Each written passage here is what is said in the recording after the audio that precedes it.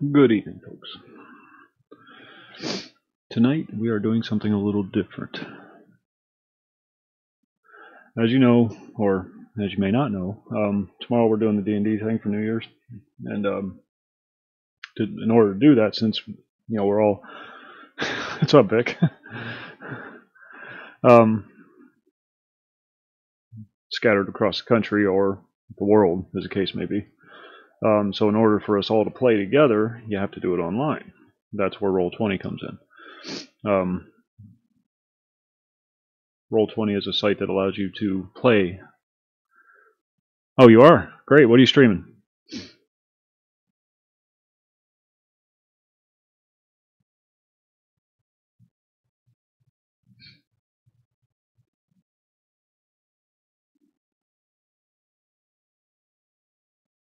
What kind of game is that? Sorry, a little sidetracked, but that's alright. That's what it's all about.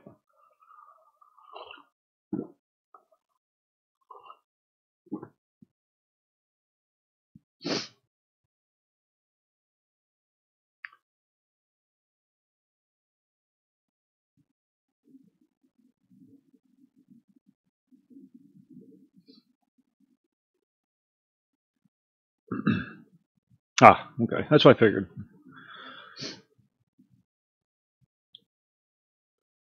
So, Roll20. I'm going to take you through it, from like a dungeon master's perspective. Like if you were the one putting the game together for your friends.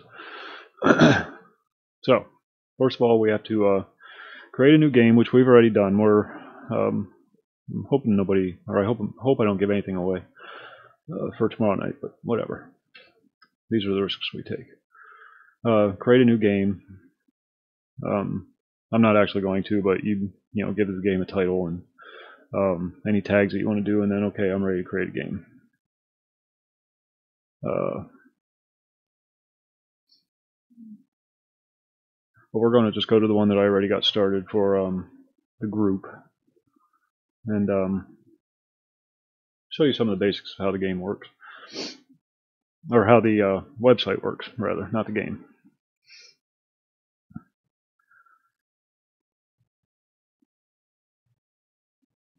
Boom, there we go. Now down here on the bottom, you see my little coffee cup. That's where it has full video and audio support, so you can use your webcam and microphones to actually talk to one another as if you were sitting around the table. Right now it's deactivated because I'm the only one in the room. Well, we're not getting started till around 11, Vic. But, yeah. 11 Eastern.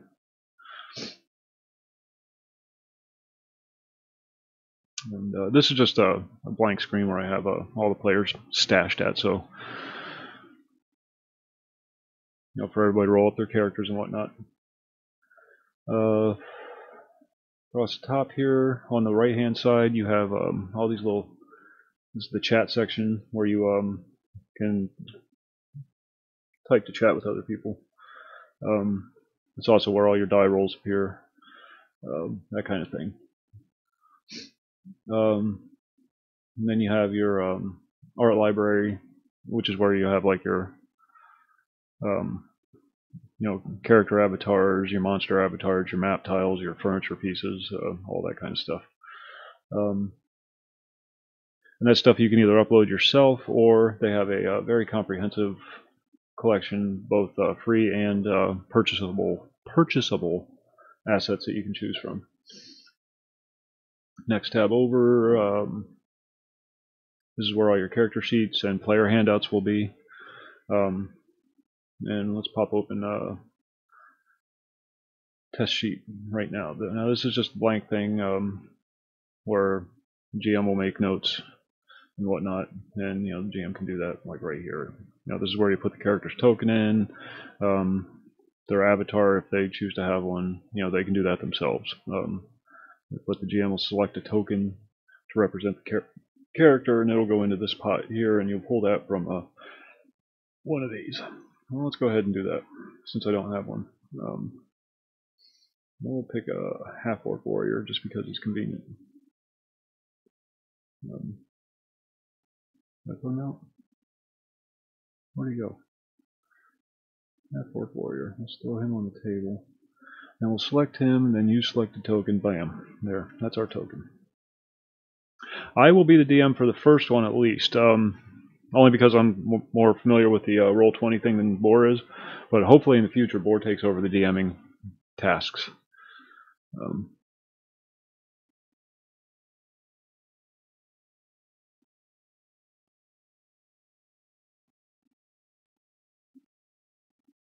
Okay. And then once you have your avatar selected, what that does is it ties this little guy on the tabletop to your character sheet. So any changes I make on the character sheet will be reflected on this guy's stats. Like, let's say I dedicate bar 2 to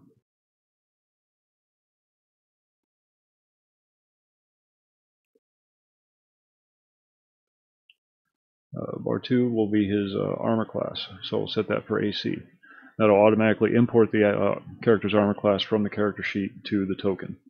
And then we'll make the red one his hit points, his maximum, and his current. Scroll down to hit points. It automatically imports it.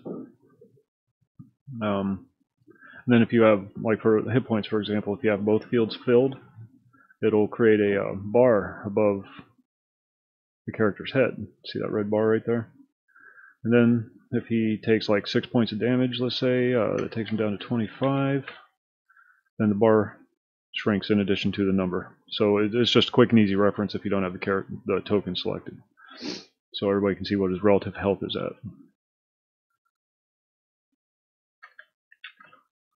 We'll reset it to full. And you see everybody has a little red bar above their head just to indicate that that's what their current health is. Neat little things like that. That's what's so nice about this site. It has all these neat little features. It has really good 5.0 support too. Not that I'm a big fan, I gotta be completely honest. But I'm an old school gamer, I like my old school rules. But everybody wants to play 5.0, so that's what we're playing.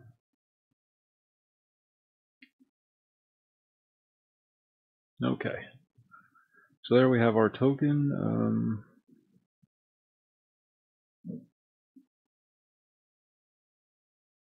Show the nameplate. And let's give him black aura. 1 foot, save changes. And that just puts a little circle around him so you know that that's good evening, Rem. How's it going?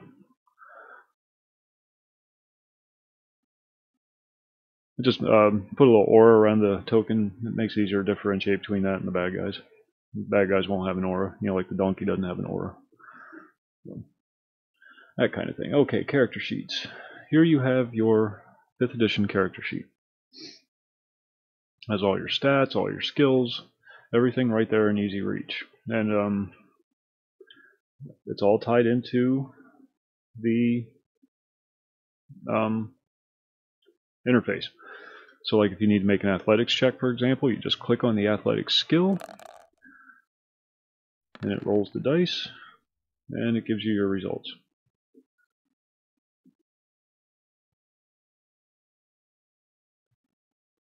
And it even has a 3D dice thing. Yeah, that's an optional thing. You can turn that on or off.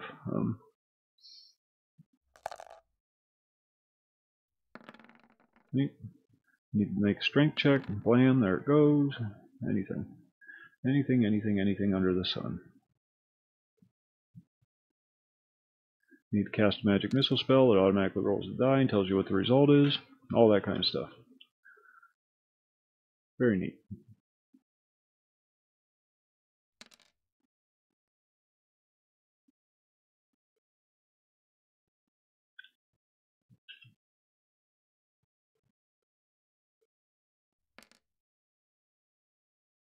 Yeah, neat stuff. And even if there's even a modifier to the die roll, it automatically adds that in too. Makes it real simple to use. Real nice. Very impressed with the work they've done. It's come a long way too since I first started. I started using the site a few years ago, and it was like when 4th edition first came out. And they've really gone a long ways towards improving it. So, cheers.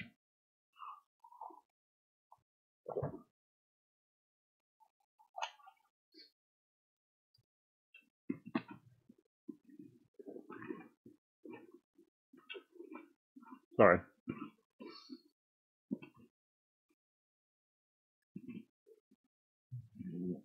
Over here on the left is your toolbar.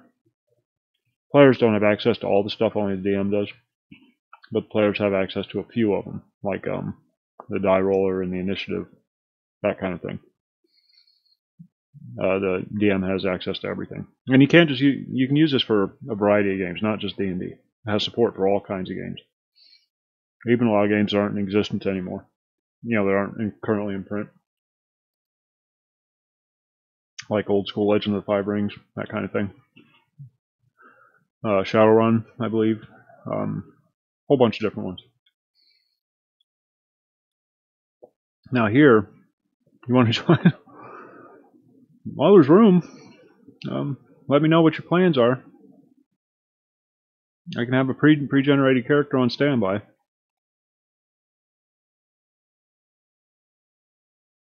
There's a link under the D&D channel on the Discord that'll get you right into the room.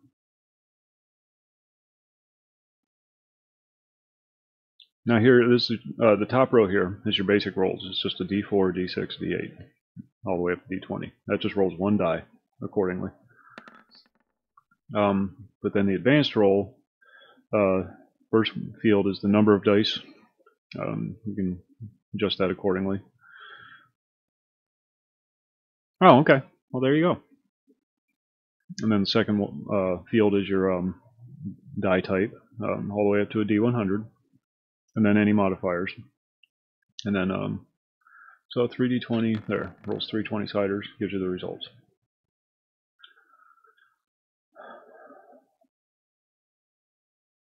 And then down here, it gives you the option. Like some game systems have exploding dice, where if you roll a certain, like a 10, then you re-roll it and add it to the result. Like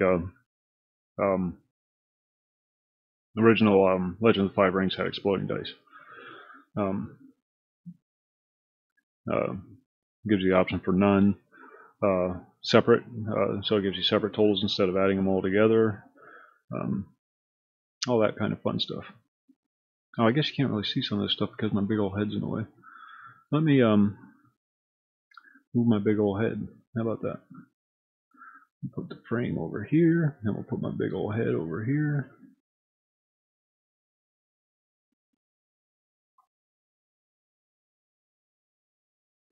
Come on.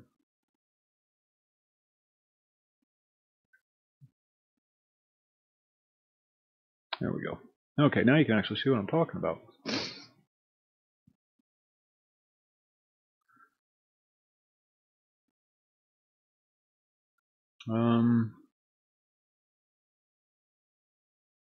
Yeah, look who it is. What else? What else? What else?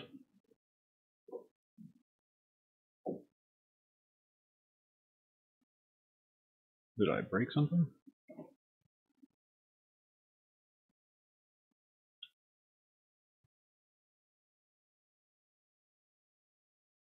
Oh. Yeah, there was a bit of a latency right there.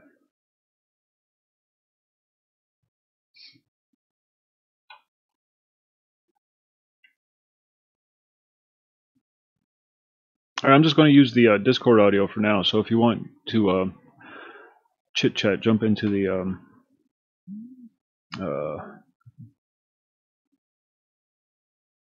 general voice channel, and I'll pull you into the live stream.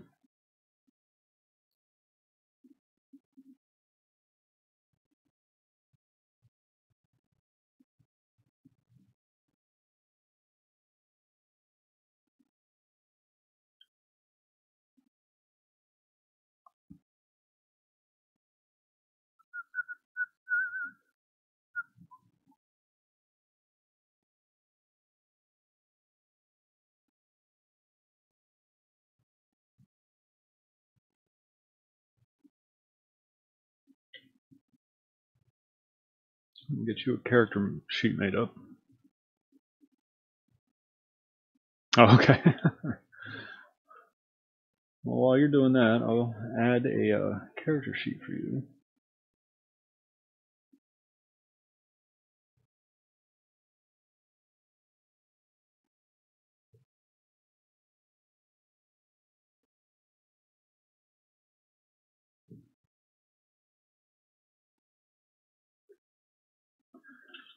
Big.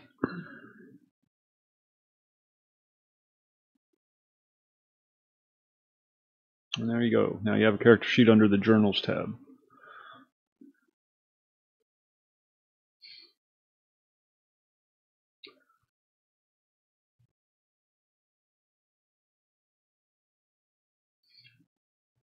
Now, one thing I do have to point out is Roll20 doesn't play well with the Chrome browser.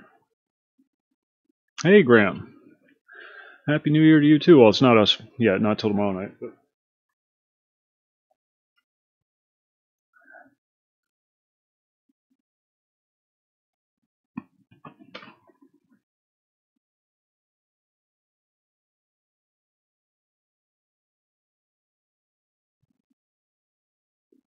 All right.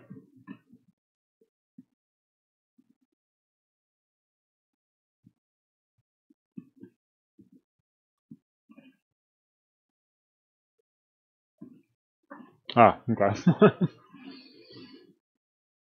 Sorry, I'm eating cookies again.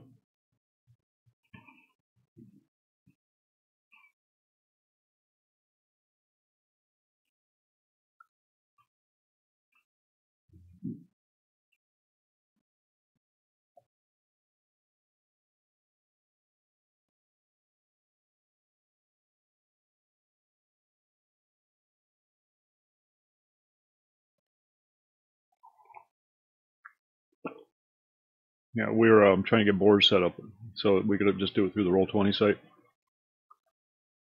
And that's when we discovered that it doesn't like the Chrome browser. Which is weird, because I'm using the Opera browser, which is just a variant of the Chrome browser, basically. And it works just fine. I don't know. I have mine deactivated right now. Well, you can't see it. It's behind my big old head.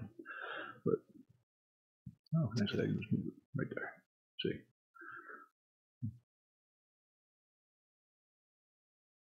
And they are completely movable, completely readjustable.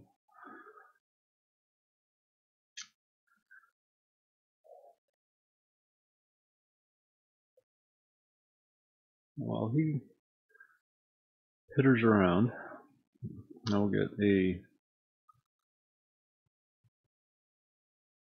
thing set up here. Just show you some of the options that are available, some of the flexibility that it offers. You can zoom in, zoom out using the Alt key or this little slider right up here. Of course, when I hit Alt on, oh, I guess you can't see it, so never mind. No point pointing it out. Up here on the top, you have this little flag thing. This is only for the GM. Players don't have this, but this is all the different maps that you're using.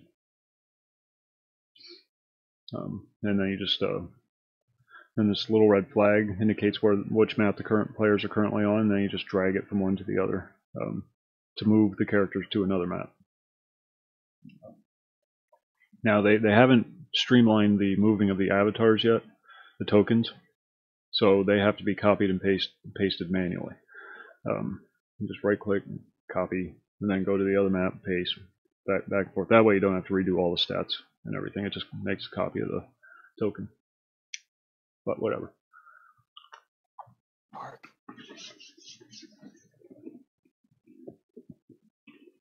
Hello. Hey. Hey. Okay, under the Vic, you can go ahead and start doing this. Under the Journals tab on the right hand side. Oh yeah, I've got that open already. Oh, okay. I'm just trying to figure out what book or like what version we're using and stuff like that. 5.0. Oh, okay. So I got some work to do.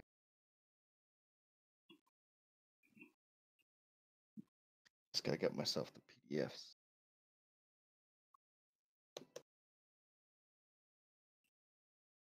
Now roll your initial stats. We're doing the 46, drop the lowest, assign accordingly. Yeah, that's how I normally do it here too.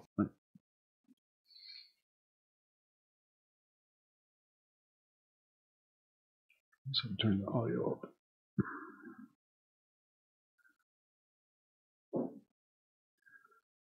And this is Vic's character sheet, who just joined us. Oh, you can't see that because it's behind my big old head. But...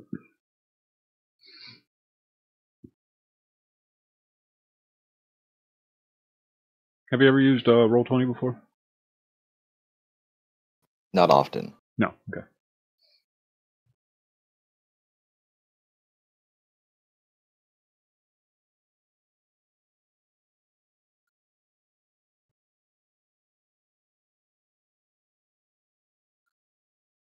Oh, I like how they did that.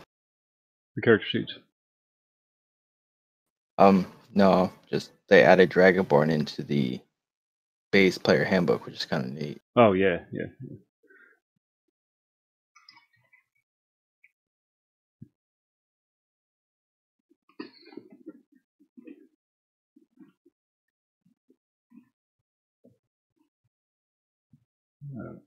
What was I doing? Oh, we're gonna throw a room together real quick.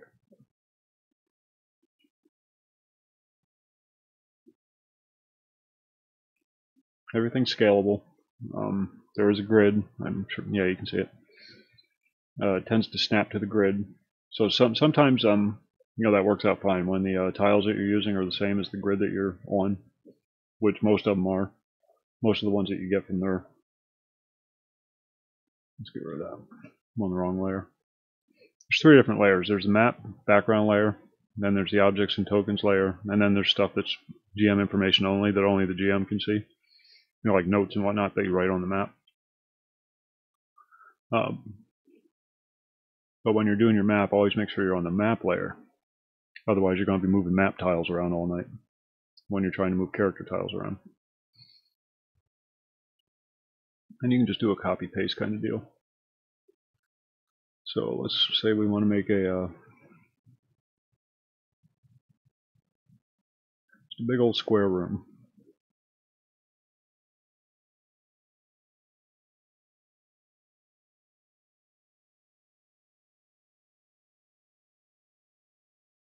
Okay, there's our basic room.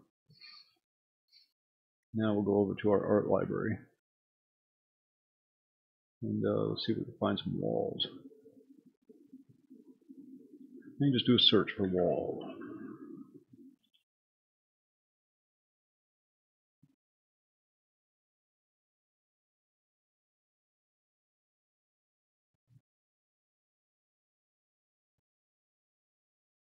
And we'll scale it up to appropriate size. Rotate it. Oh, that's not right. Yeah, grab some cookies. Good man. Good man.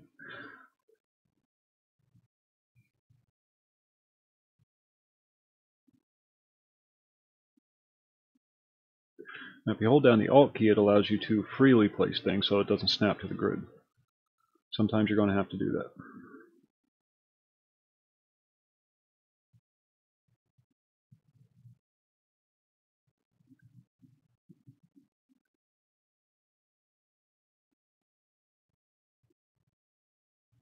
No, I don't like these.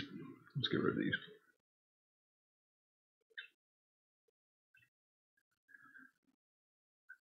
There's white space around it, and I don't like the white space. Oh, wow. Well, it looks bad.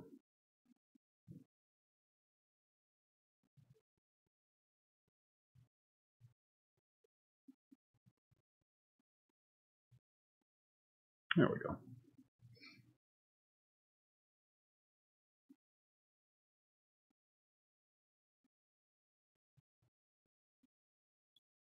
A little too big. Let's shrink them down a little bit. So what all do you guys got for this party? Oh, I have no idea. I have no clue. Pretty much just make whatever you want to play, and we'll adjust accordingly. Knowing me, it'll probably be a cleric. Do I know who Jim French is? Who is Jim French?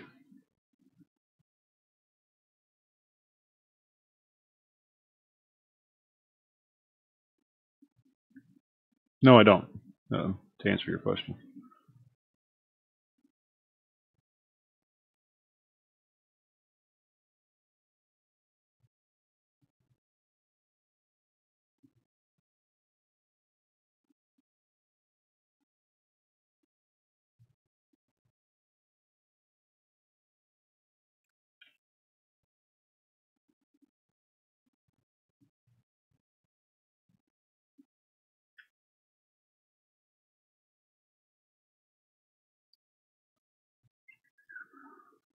I did not know that, but I do now. See? We're exchanging ideas, broadening each other's horizons.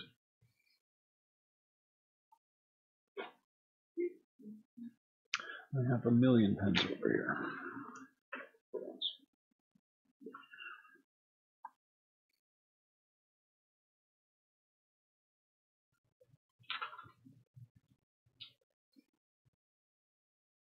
I'm not gonna figure out where the hell I put my dice back. Oh, you can use. There's a dice roller right here. I have my own dice. Then I can't see it, and you're cheating. But I have 70 sets of dice. But you're cheating. Not if I put it on camera. It's cool. I'll use the die roller. No, I don't care. You can use whatever you want. I'm just busting your chops. Yeah.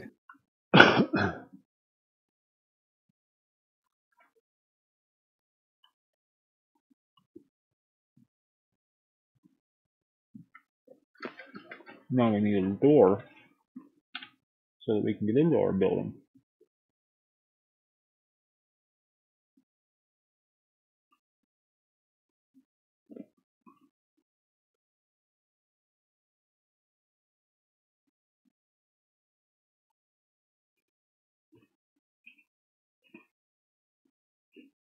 Good man.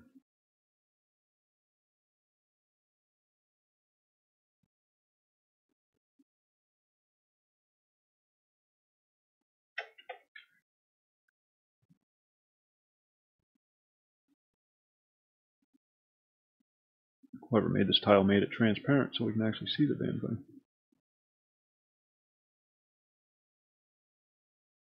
Although you can't really see it all that well. Alright, another door. That's okay, we have options.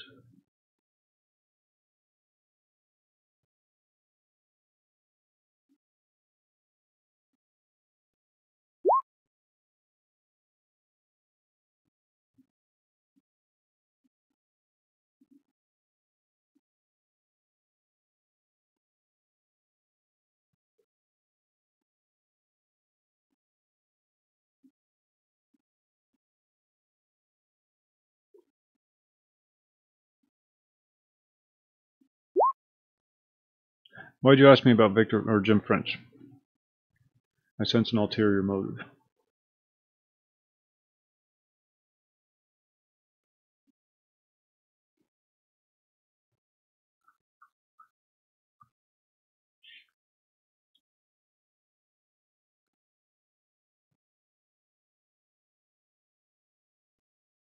I can do better than that. We can do better than that.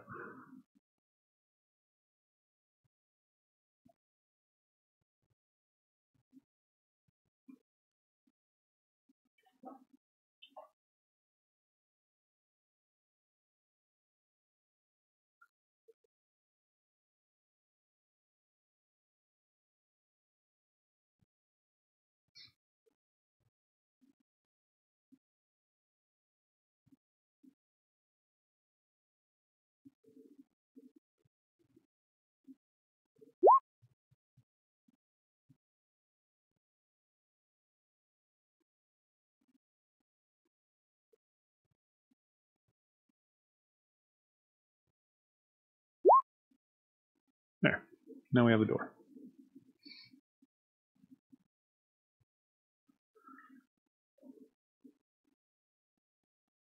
Oh, that's too bad. Thanks for bringing the room down, Trash.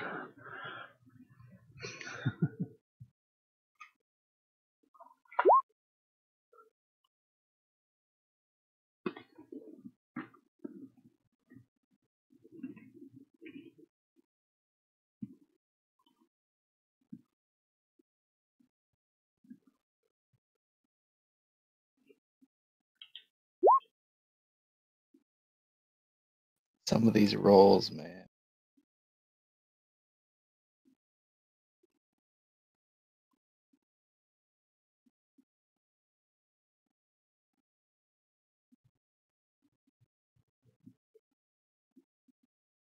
Now, since we're making a bar, we should actually include a bar in it. How's that look? Looks skewed, distorted, yeah, it does.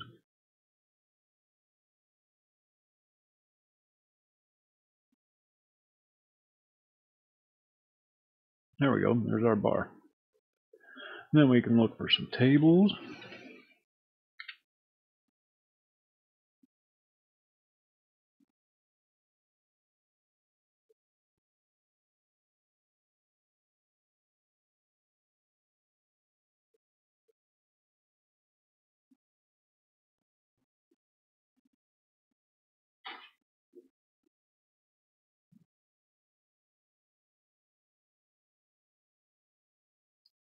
See, it's just like a Malibu Barbie dream house.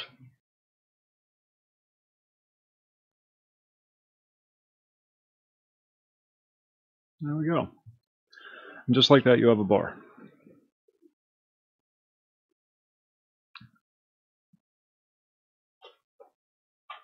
And you can add more to it. You could add more rooms, stairways, of course, make it a little more realistic. But, you know, this just gives you a good general idea. And this is just the background. And then you can switch over to your objects and tokens level. And throw your characters in there.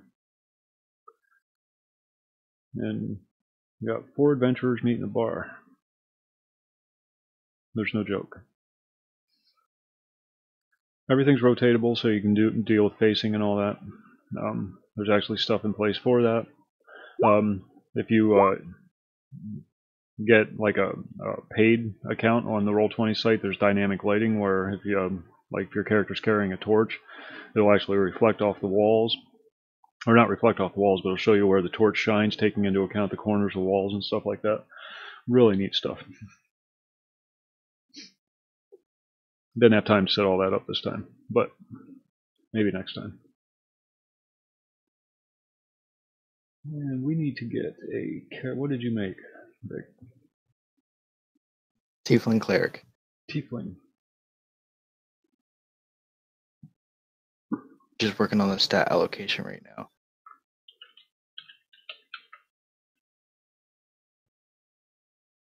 Yo, Fat Tony! I'm doing good. How you doing? We're nerding out a little bit tonight, doing some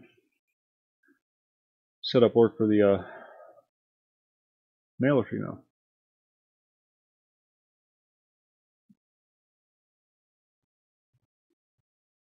No, that's premium assets.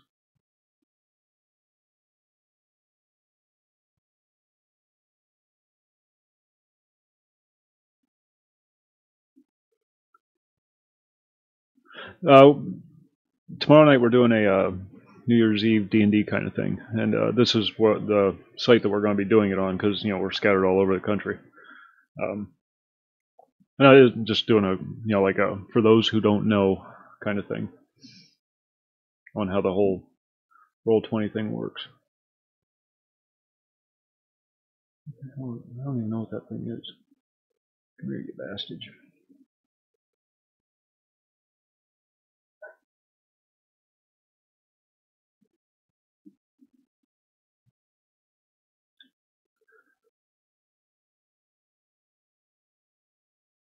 I'm not getting any good tiefling avatars. That's the same one as that.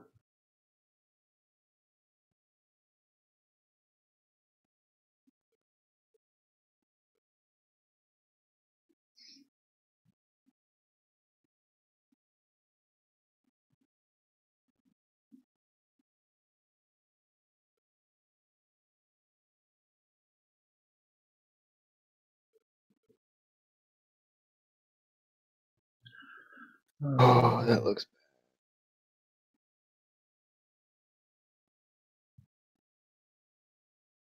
This is the Roll20.net. This is a website that allows you to do D&D online with friends from all over the world.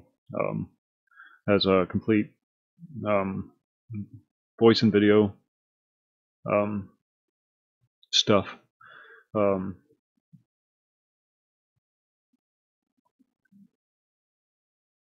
A map editor that you can use for all kinds of different things. Am I messing up your character sheet, Vic? Oh no, never mind. I'm not on your character sheet. You can look at it though. Look how bad my stats are.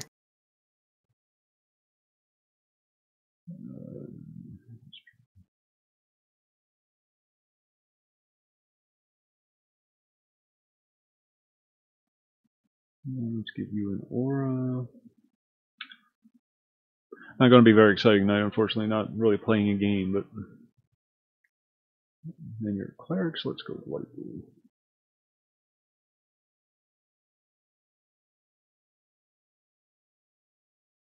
And you can change your name accordingly, of course. But there's your token.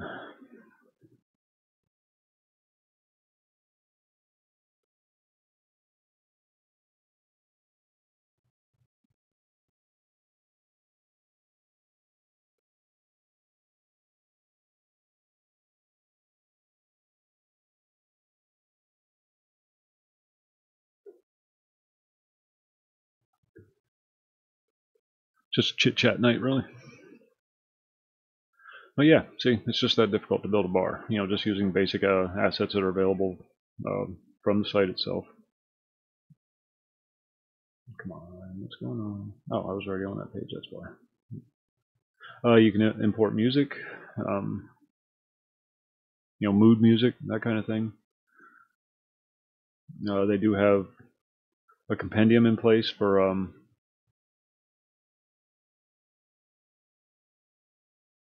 you know, various classes, races, spells, that kind of thing for the game that you're playing.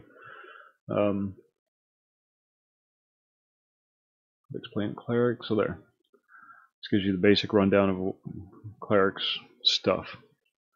You know, the spells they get per level, third level, by the way.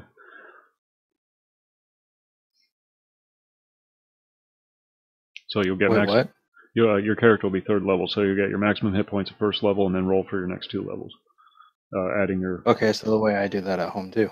Yep. Add your Constitution bonus, of course. What con bonus? Well, if you have one. I don't have one.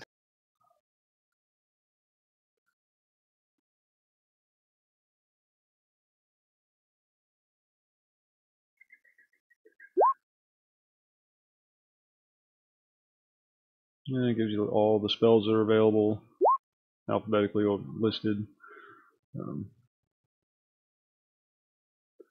Just quick, easy access to the information, like a magic missile, everybody's favorite. Gives you all the stats for it.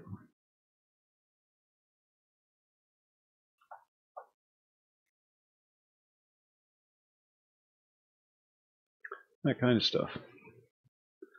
Very neat. Very neat. It even has some card game very support. good at some skills. That's all right. As long as you got heals. That's really all a cleric does. Walking hospital. Yeah.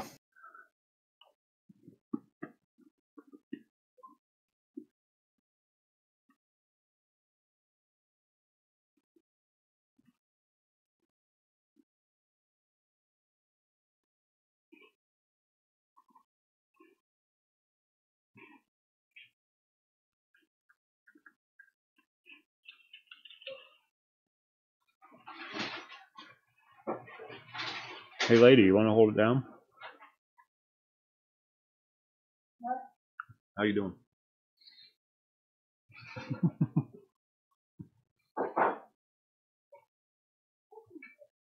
I honestly don't know why she stays with me.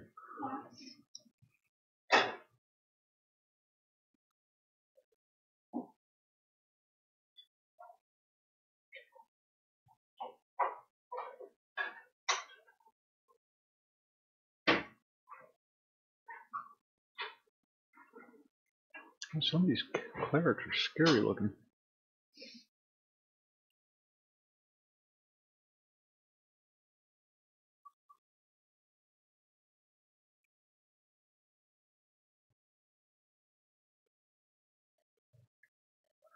A lot of people went through and did top-down models of all the different classes and races and whatnot.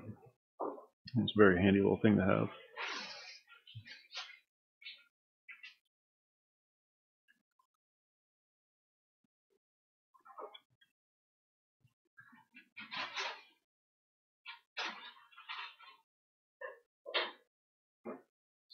You have an 8 armor class? How the hell did you manage to get an 8 armor class?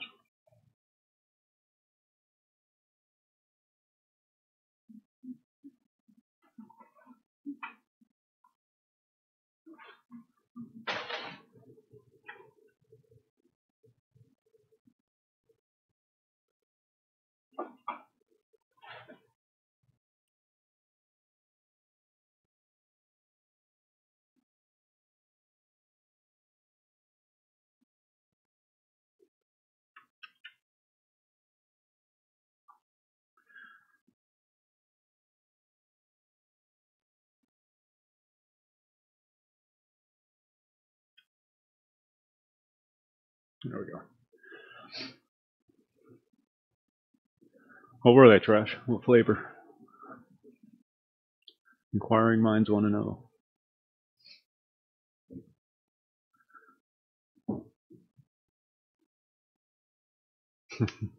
Cow squeezins.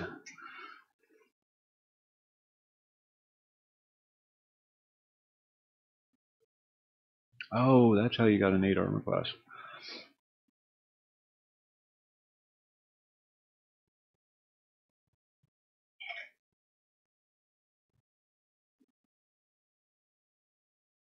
How do you have a... Oh, 10. Never mind. Not used to the stats being smaller than the modifiers.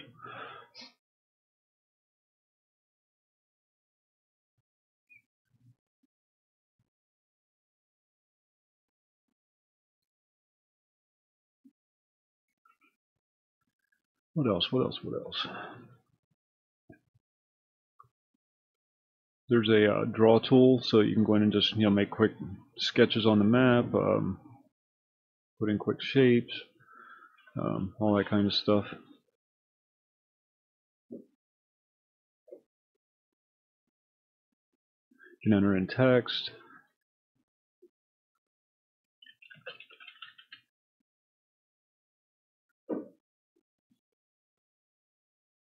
All that kind of stuff.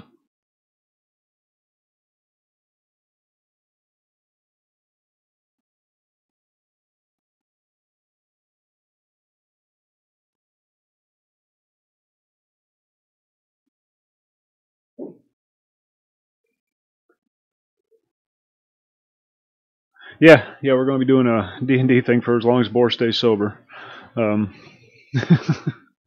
So maybe about 20 minutes or so, I don't know, we'll see. I'm not trying to imply that he has a problem, but he has a problem. Oh, I deleted my thing. Let me get back here. Can't delete the donkey.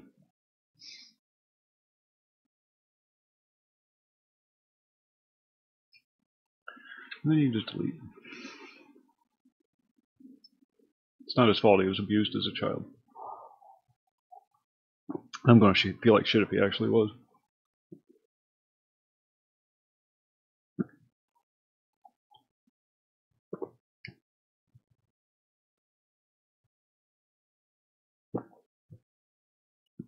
What's extra nice about this?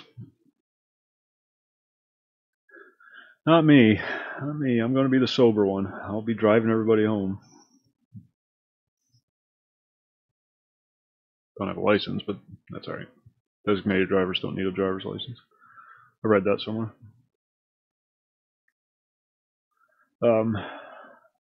Say you got... I didn't know you were Canadian.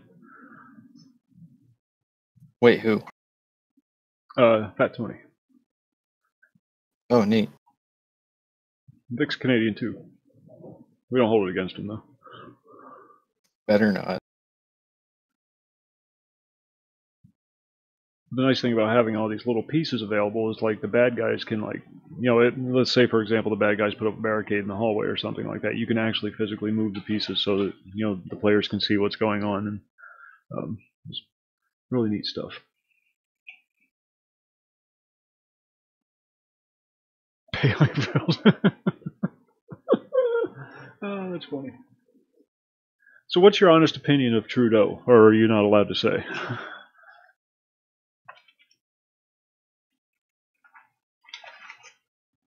Not sure if Canada's gone full Merkel yet or not.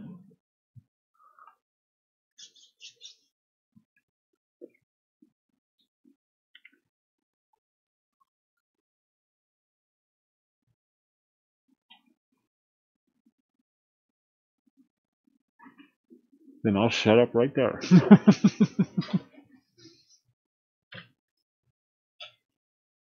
Let's talk about the Germans. Warren's not here. We can talk about them. Although he doesn't care if we talk about them, so he doesn't like them either.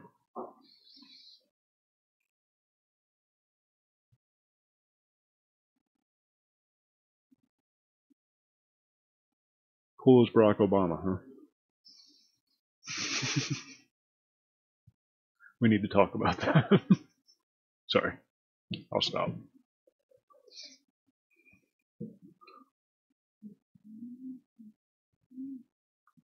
Well, they should hate the people I hate, because then everybody get along.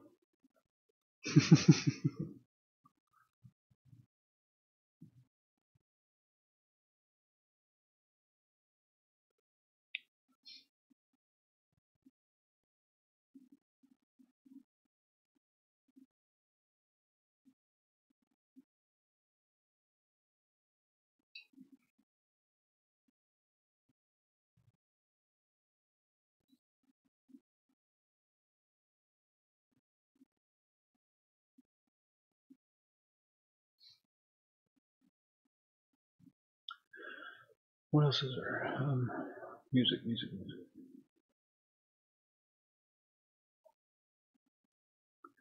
There's music, there's sound effects, there's all kinds of crazy things you can add. This guy in Comtech, Kevin MacLeod, he did the EQ intro that I use for EQ streams. The music is by this guy, Kevin MacLeod. Yeah, no, I'm not a big fan. I'm not a big fan, to be honest. You know, sorry. That's why I just shut up. But this guy does some pretty good music.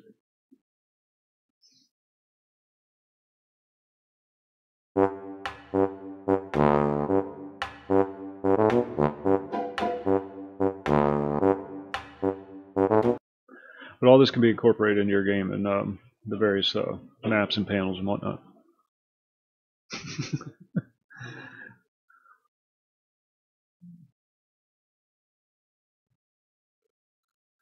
To clarify, I'm not really a big fan of politics either. Riverdale, yeah. But it often gets confused with other things, you know, like social issues and whatnot. People call that politics, even though they're not really the same. But they are influenced by one another, so you can't have one without the other. And to me, it's the social issues that are more important than the politics, because politicians are politicians, you know, they're whatever.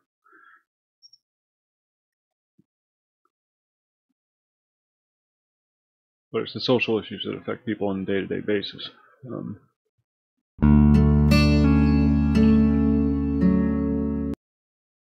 That's my concern.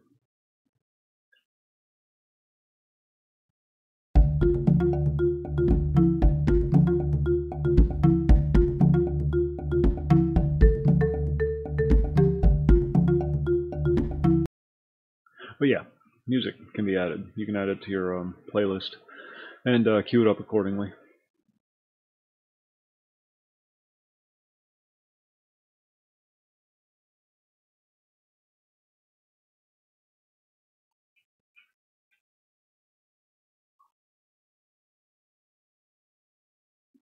Gives you a lot of tools to use to put a really good game together. In fact, I think you can actually put a better game together here than you can tabletop.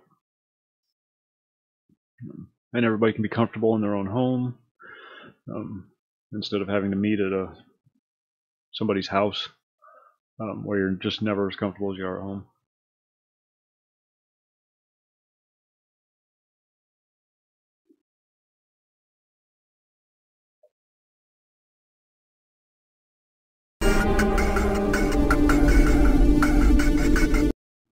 Right. But yeah, you get the idea. I'm not going to sit here and play a lot of music for you.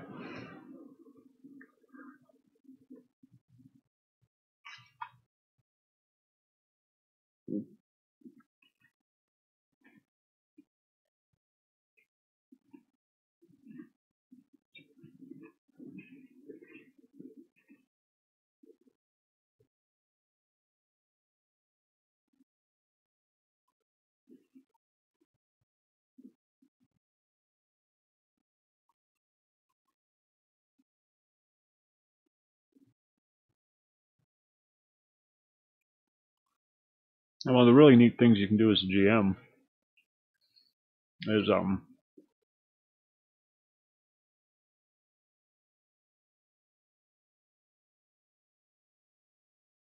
I have this little thing called Fog of War. And this allows you to keep the map secret. Now, for those of you watching at home, this is just a gray overlay. But like for Vic,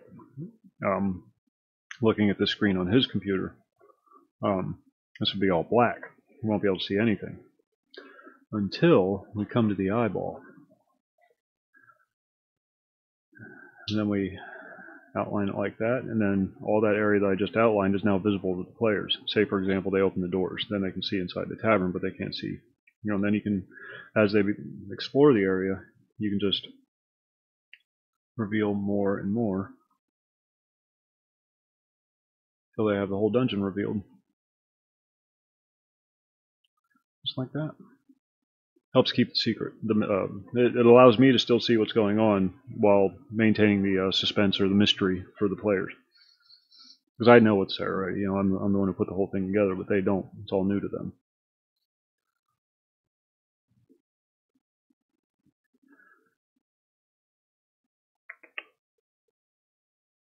And now if you have the dynamic lighting, with a paid account, say for example they open these doors, well, I would have areas designated as walls. Like the walls that I put in place would be designated as walls. So when they open the doors, it would allow light to shine through, but it would only shine through as they were moving their as they were moving their characters through. So like if their character was standing right here with a torch,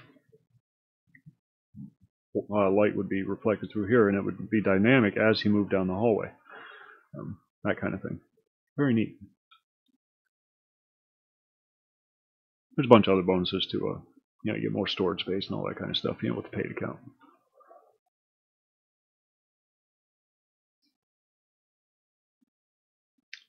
What else is there? There's a little thing to keep track of initiative.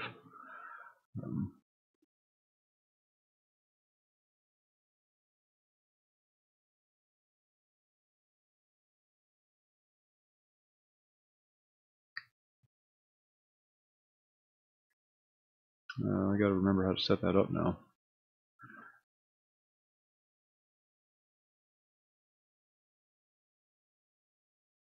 Oh yeah, add turn. Click on the token, add turn. Right click, I mean. And then that way when everybody rolls their initiative, it automatically shows up on the chart. And then it'll rearrange all the information so that it's highest to lowest. So you know who goes first, who goes second, in the combat round or whatever. And you can add the monsters too, like we got Donkey over here. He'll get his initiative. That kind of thing. You can add it for the monsters, the GM can add it for the monsters too. And then you got it all in a nice neat little package right there for everybody to reference, so everybody knows exactly when it's their turn to go. I've already mentioned the die roller. This is just a measuring stick. So like we're using 5-foot squares here, and this just tells you exactly how far it is from point A to point B, that kind of thing. Magnification can be done here. It can be done with this little slider here, or you can hold down Alt and use your mouse wheel. 3 different ways to zoom in or zoom out.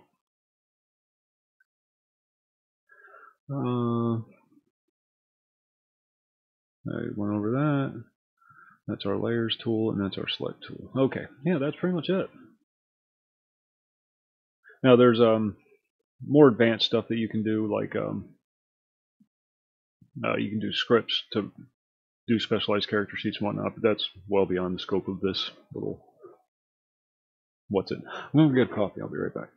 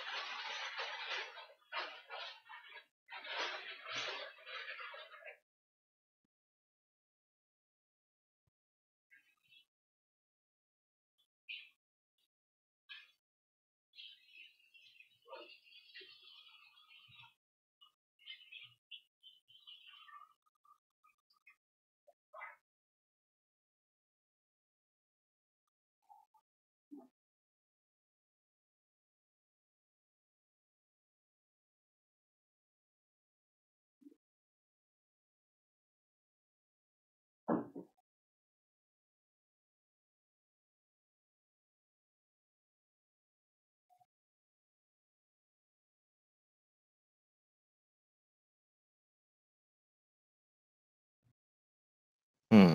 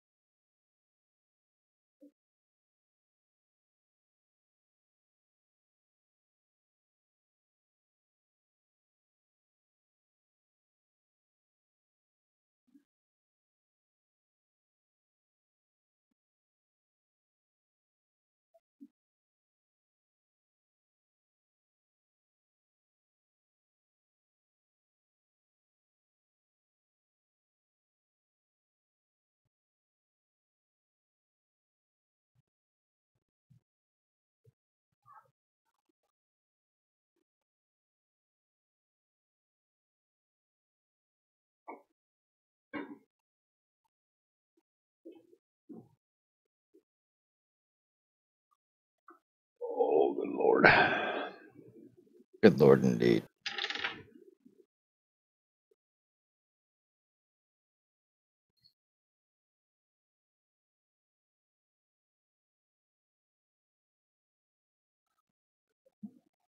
I think I have my mic and everything disabled. You shouldn't. I heard you. No, yeah, you're hearing me on the Discord, but not on the Roll20.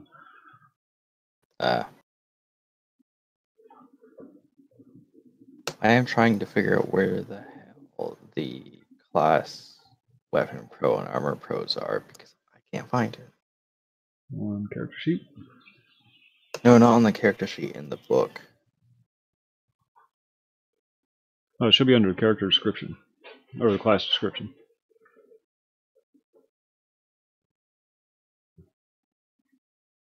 Open up mine. I'm probably looking at a different book than you.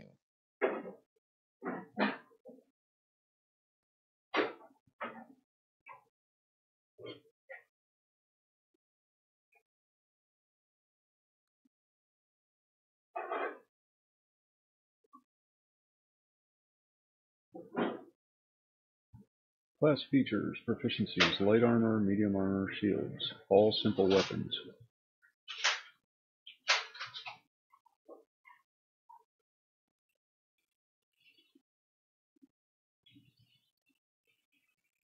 Mace is a simple weapon, a warhammer is not. Unless you're a dwarf. Yeah, I know mace is. I just can't remember if it's medium armor. I think, yeah, it's medium armor. Light armor, medium armor, and shields. Alrighty.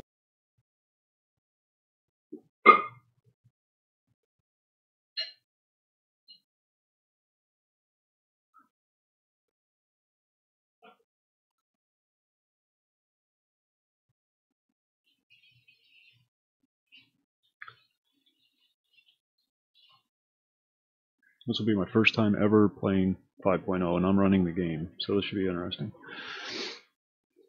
I haven't played since, well, last time I played I used 3.5 rules. That's my favorite one is 3.5. Yeah, mine too. That's where I stopped.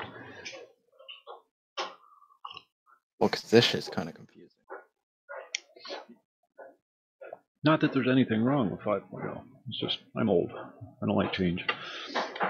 And I've had to go through, you know, first edition, second edition, advanced, basic, you know, all the crap from back, you know, late 1970s on.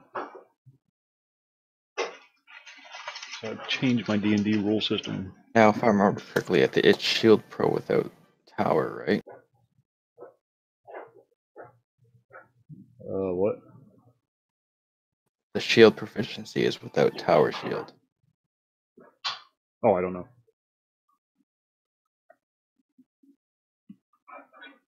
Based off my knowledge, I'm pretty sure it is.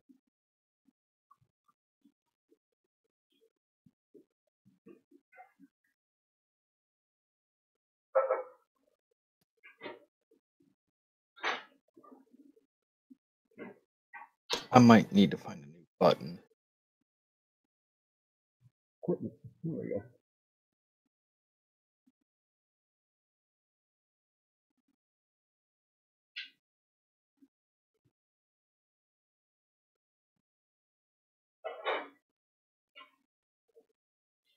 Medium armor covers everything up to half plate. That much I knew too, because they didn't change the weight of the armors.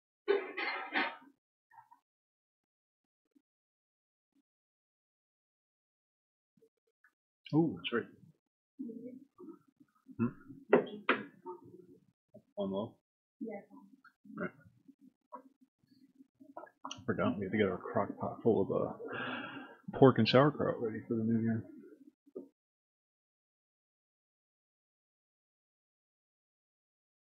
This part of the United States, pork and sauerkraut is the traditional New Year's dish. Neat.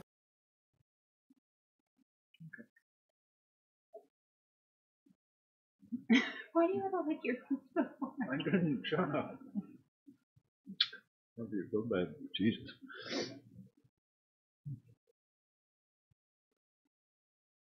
Shields. I didn't see anything about shields.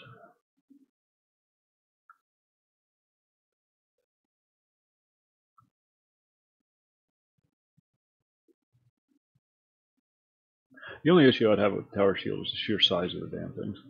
They're ridiculously big. Well, and for clerics and most casters, the ones that have shields, like shaman, for example, and cleric, they can't really use the tower shield because it kind of interferes with their casting. They don't even have one listed. They just have a basic shield. Yeah, looking at the armor, they don't even have a tower shield. No, just shield +2. Yeah. They really did simplify things.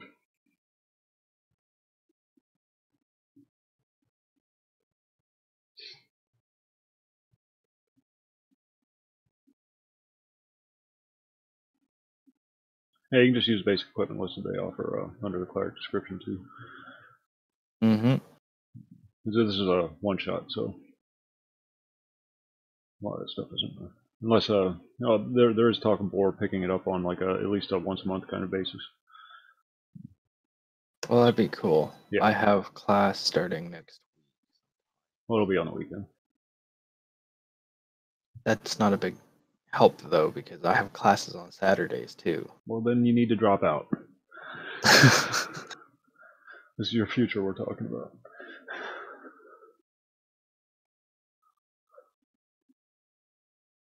Yeah, if I drop out, that means I have like no education. Take up a I trade. didn't even finish high school. Take up a trade. You don't need an education for a trade. Learn to be a carpenter.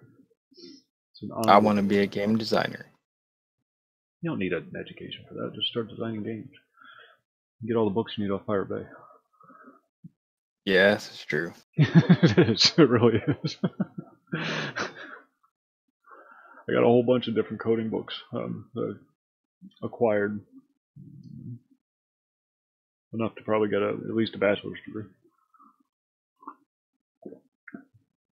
Now I just have to start reading them. Oh yeah, second son was interested in learning coding and whatnot, so I figured I'd get some books to, at least so I have a rough idea what he's talking about when he tries talking to me about it. Makes sense.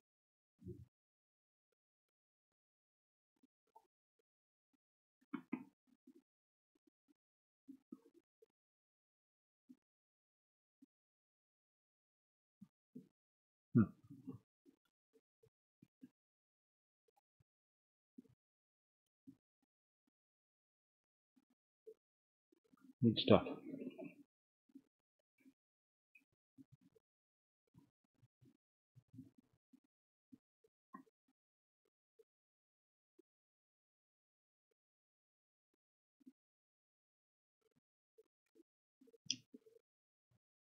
Now the setting that we're going to be using is Forgotten Realms.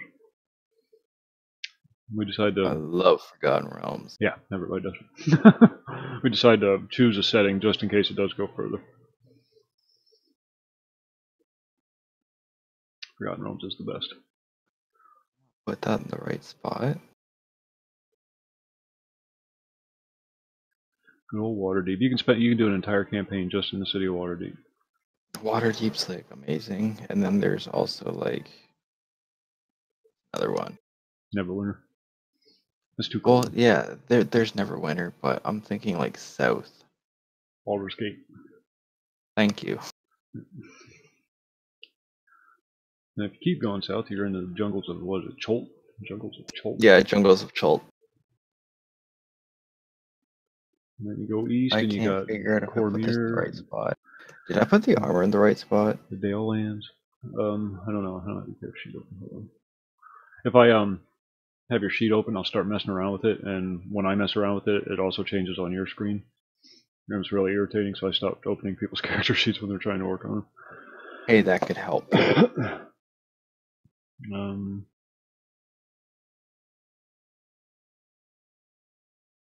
Yeah, I think so.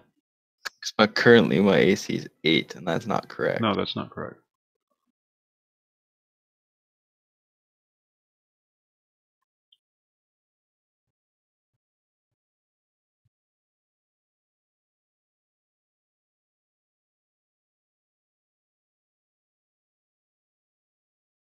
There we go.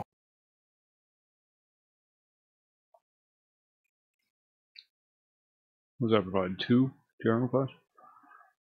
Or Yeah, it gives me a +2, but since I have a -2, it's technically just 10.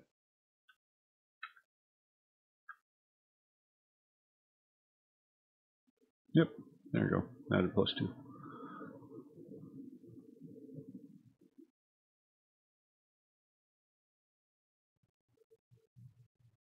You can just write in the fields +2, and it'll automatically add it into your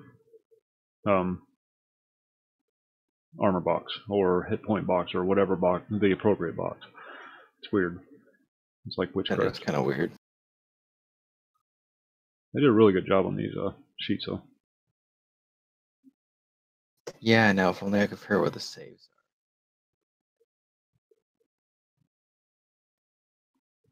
Okay, see, I'm starting to mess around with your sheet now.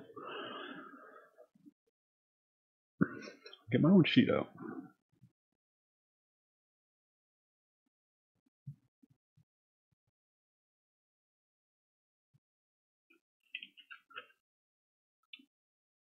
are. 4 slots for level 1s.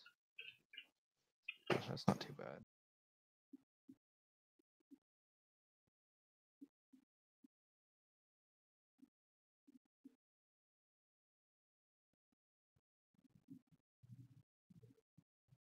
How did you add mods and all that stuff?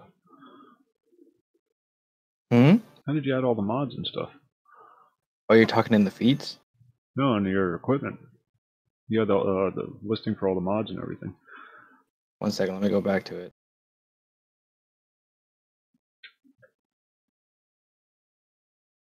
Back to core. Okay. So under equipment. Oh, I just I clicked see. on. Yeah, it's in the white. There's a little information icon. What was leather? What does leather do? It's +1, right?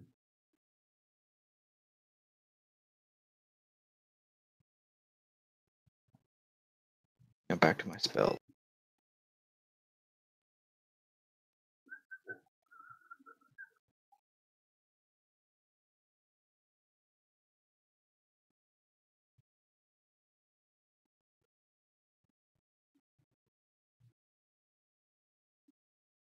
Oh, it just gives you a base. So you're what the hell? What the hell? You got hide armor. Hide armor. Oh yeah, there it is. It's 12 plus your dex modifier, so it'll be 10. Yeah. And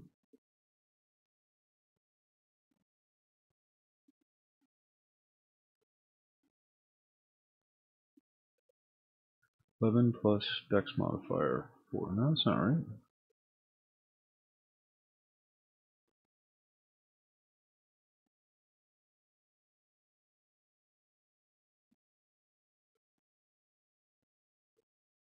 How the hell did you know?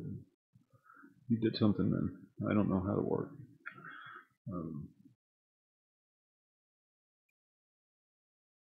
Right.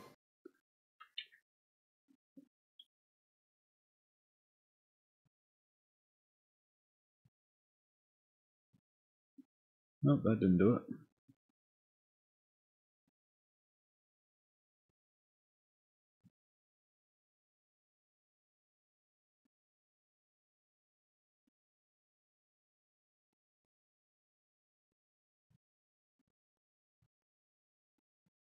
I have no idea what I'm doing.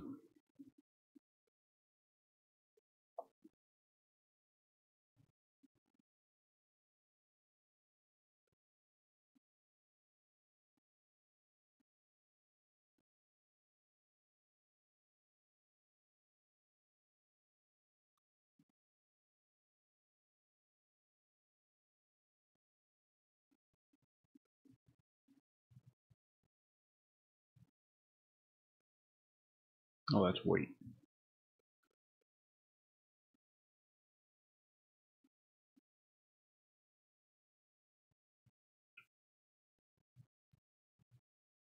Wait, is it? I don't know. Oh, no, weight goes over there.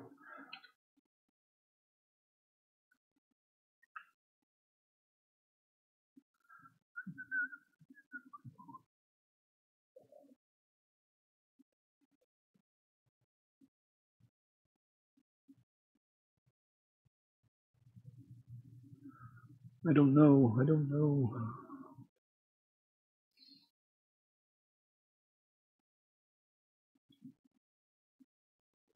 I have no idea how this stuff works. Trying to figure out how the armor class thing, because yours changed. Yours took it up to 10. That's because I put it in. You just put it in as 10. Yep. Oh. Oh. There we go. Well, that's easy. Kind of a pain that you have to do it yourself, though. Yeah, that's right. But that should automatically transfer over to your character too. Oh, where are we at?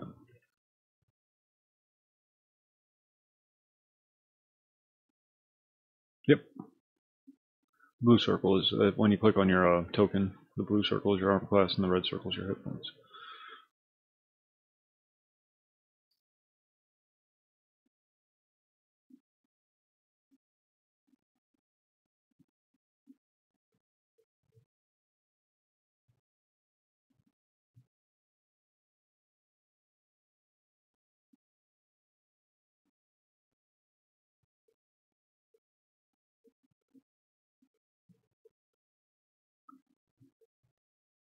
Do we need components?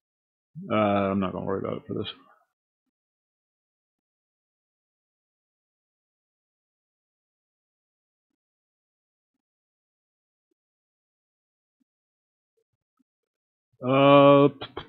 No, you can watch. I'm not gonna give anything away. I'm trying to avoid all the maps, or at least avoid revealing any details on the maps. Vic's rolling up a character. He's gonna try and join us tomorrow. Rolling up one just in case. Try. Yeah. It's definitely a key word, isn't it? Yeah.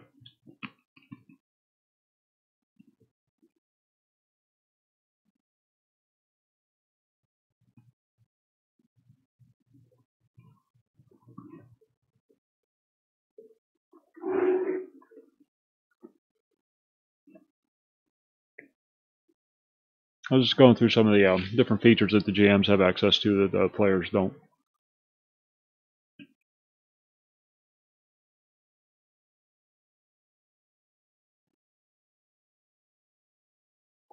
It's like you see how this is one of my favorite features. You see how it's all gray? There's like a gray thing over it. Well, when you're on as a player,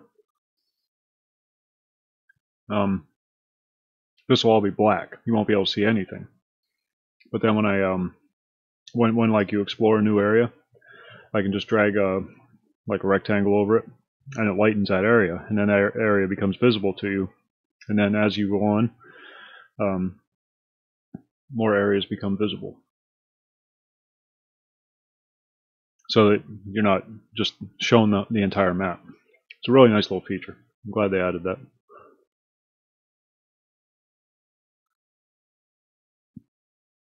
Kind of hard to tell here. I can actually change the opacity. Oops, went the wrong way.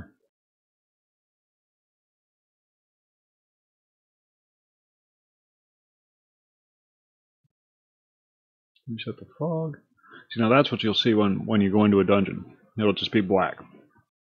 But then, like, as you start exploring areas, you're like, ah, I find the door to the tavern. Oh, then we open the tavern door, and look, there's people in there. And then we step into the tavern, and it all becomes visible. And see that?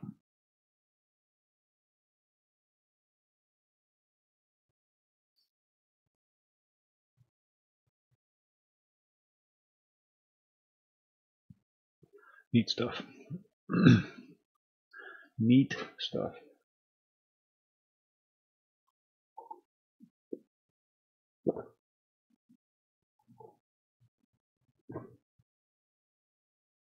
I just wish we could get the damn Chrome users. Why are you using Chrome? What would possess you to use Chrome? Hey, Hey, no, hey. There's no hey. What? I Don't- use Chrome. Yeah, don't.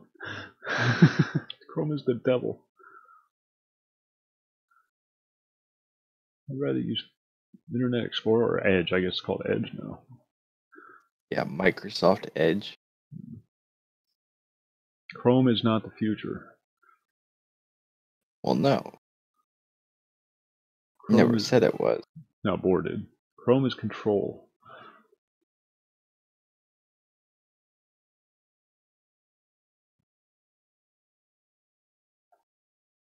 Don't trust Google.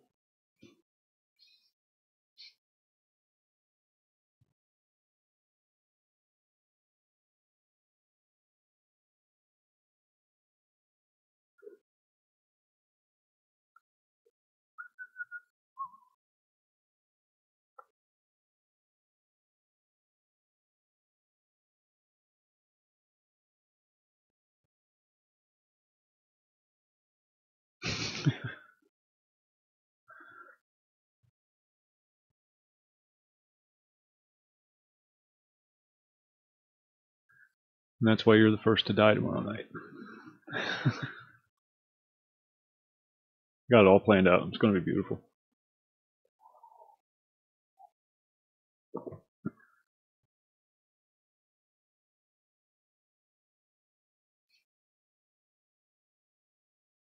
There is a donkey involved, by the way. No Shrek, please.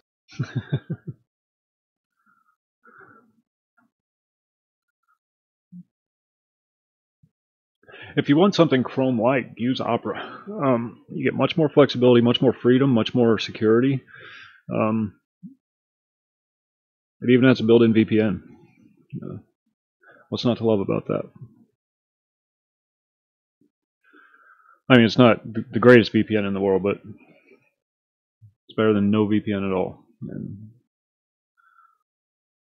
it's basically Chrome. Basically the same thing.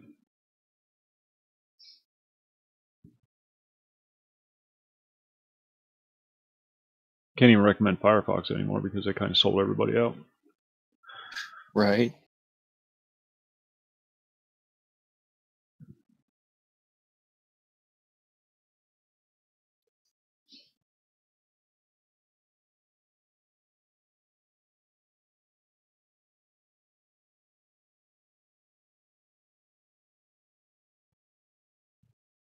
Brave browser would be really nice if they ever fixed the tab issue. If you have more than 3 tabs open, it locks up on you.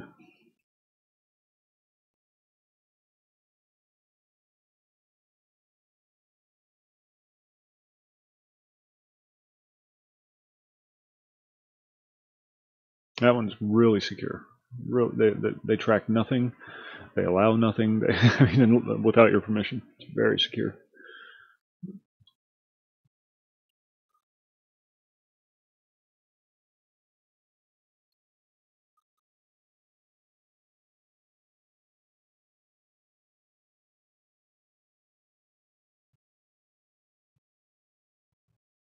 Gave everybody a little halo.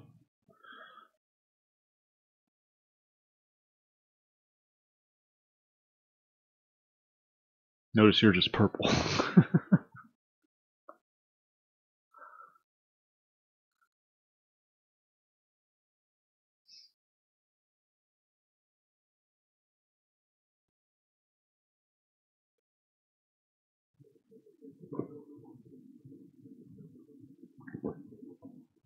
There's only so many colors you can use, and oh, here.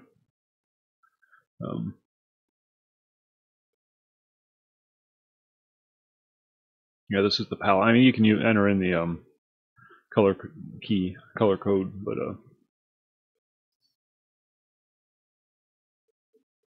yeah, once you get through all the primary and secondary colors, then you're left with brown.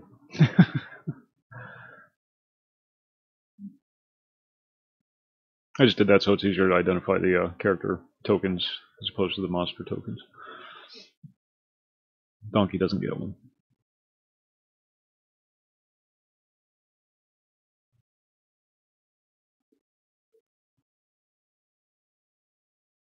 Yeah, he gets a brown one. There.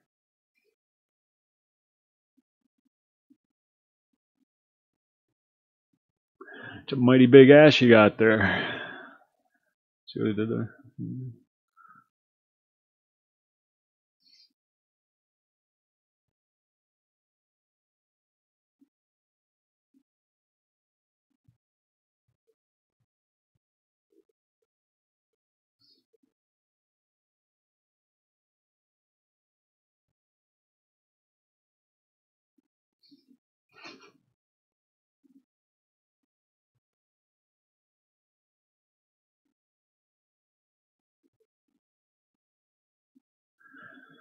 That's that. Oh, look what I found, Boar.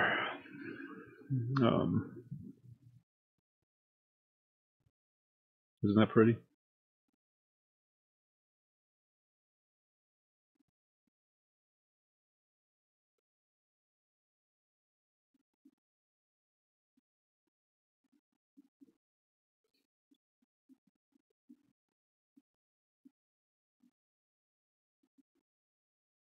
And you guys are going to start right here.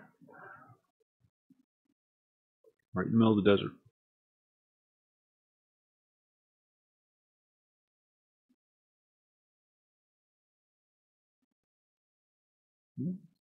Pert near the whole continent. All the way down to the jungles of Chult. It's got Am, Cormyr, the Dales, the whole 9 yards. Neverwinter up here somewhere. There it is, up there. Waterdeep. Waterdeep. Hint, hint. You know, for when you take over. Right there.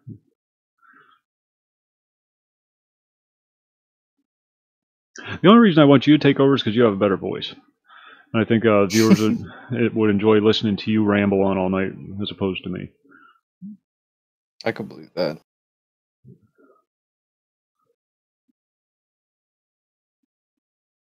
You know, spent your whole life smoking cigarettes. Spent a good decade. 35 years.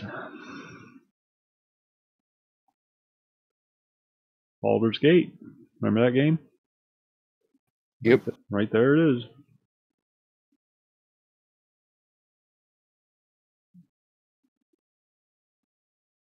This is always my favorite part of the Forgotten Realms, Dale Land. Elminster's house is around here somewhere.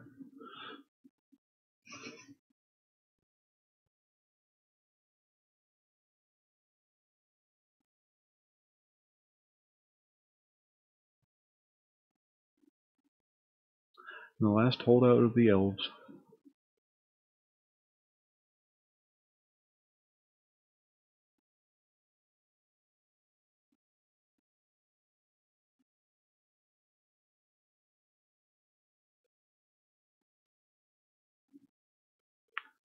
Forgotten Realms is very human-centric, though. They've pretty much taken over everything, and then the dwarves got like this little chunk of shit over here, and the elves got this little chunk of shit over here. And nobody knows where the gnomes are.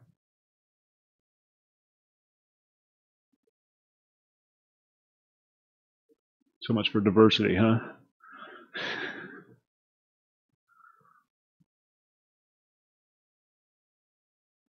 Where is it? They don't have the specific Dale lands delineated. I think his house is up around here somewhere. Elminster. Everybody's favorite.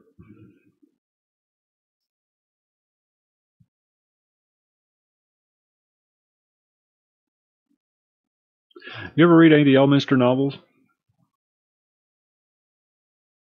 Dude gets laid more than Captain Kirk, I swear to God. And with just about as much racial variety, too. Or species variety, I should say.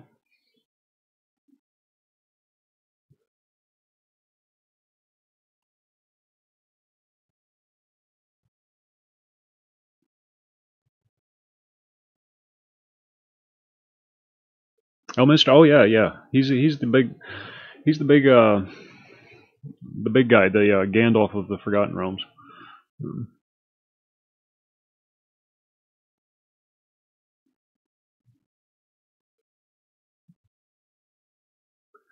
He doesn't fight dragons.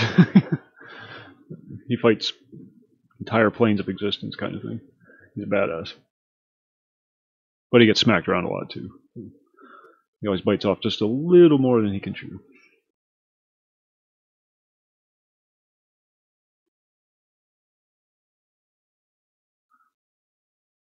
You should check them out. They're fun reads. It's just power.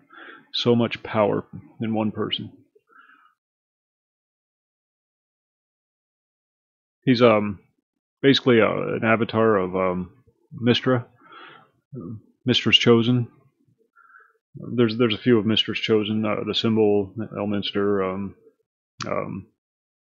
Kelvin Blackstaff, Aronson over in Waterdeep. But he's by far the favorite of Mystra. And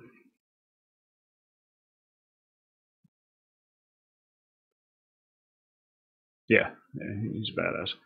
He like goes to what's the Forgotten Realms abyss, that plane, where all the demons are, and just kicks everybody's ass. Literally just beats the hell out of everybody. I mean, he gets stomped around pretty good himself, but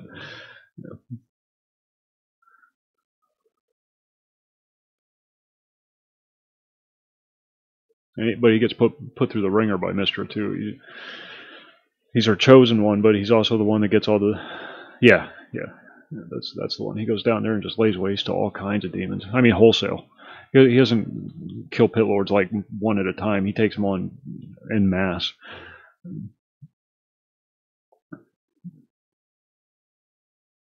crazy.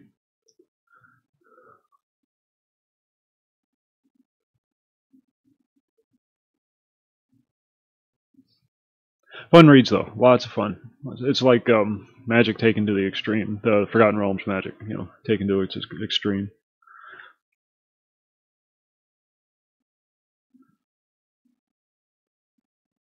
He suffers a lot for it though. That's kind of the double-edged sword aspect of it. Part of being the chosen of Mystra is it's not a very pleasant life.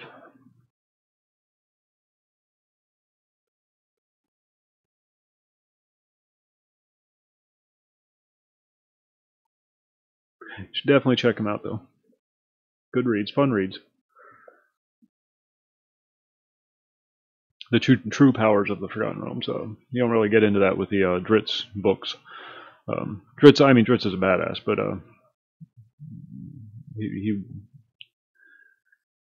if you ask Dritz to go after Elminster, Dritz would say, no, no, I'm not interested in doing that kind of thing.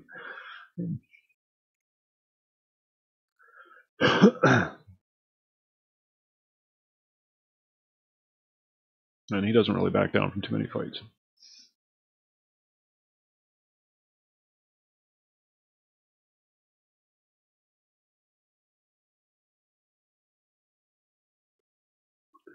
Because Salvatore got down to the people, the people that do the day-to-day shaping of the realms, whereas some of the other authors got into the people that shape it over eons, the long-term shapers as opposed to the immediate shapers. And Elminster is one of those long-term shapers. Well, does do something now that doesn't really make much sense, but 300-400 years down the road, you'll understand now why he did that kind of thing. And he's just a guy that lives in a crappy little tower over in the Dale Lands. Has a butler that he argues with frequently. who always tells him to take off his shoes before he comes in the house, kind of deal.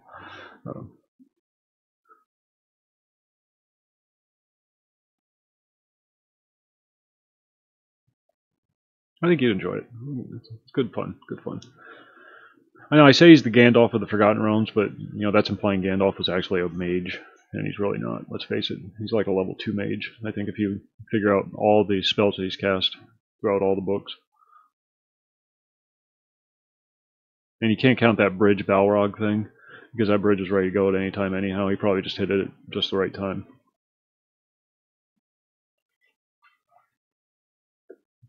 He cast a light spell.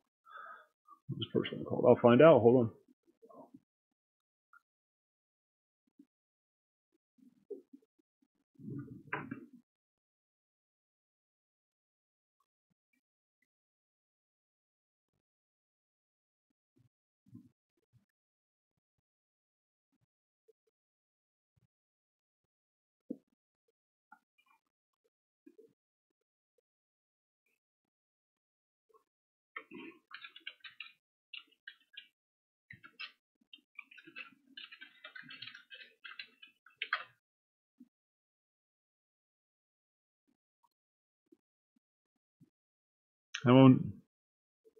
What's going on, Dispersing?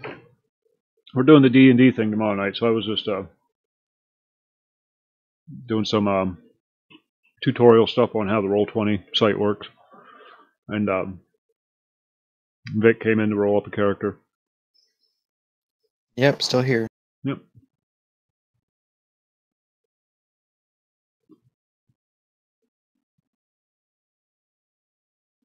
And I went through it a lot quicker than I thought I would.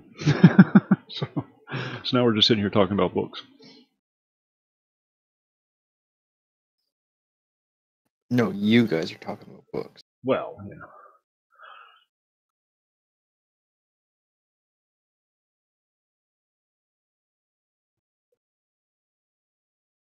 Because I'm just listening. Now, the first Elminster novel was written in 1994, and the most recent one was like in 2013 or something like that. So it spans there's a good span there.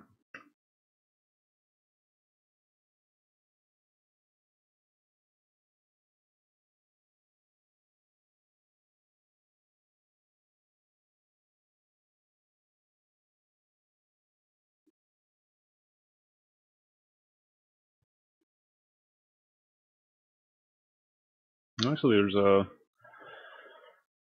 one that came out in 2015 and one that came out in 2016. Spellstorm and Death Masks. I don't know if he's the primary character or just if he makes an appearance. But then if you like that, then you're going to like the Kelvin Blackstaff books. He's kind of like a darker, broodier version of Elminster, and then the symbol is the Queen of Aglarond, the southeast corner of the Forgotten Realms. She's chaos personified. She just don't give a shit. She does no. If you mess with her kingdom, she buries you. That plain and simple. She doesn't care. But her and Elminster have this. Yeah, Kelvin Blackstaff Aronson, because he carries a black staff. He's one of the Lords of Waterdeep.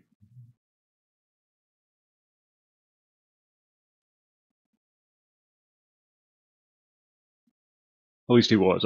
This is now. Bear in mind, this is all from 3.5 era. All this lore.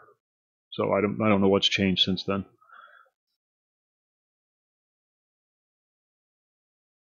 Maybe you should keep up on it.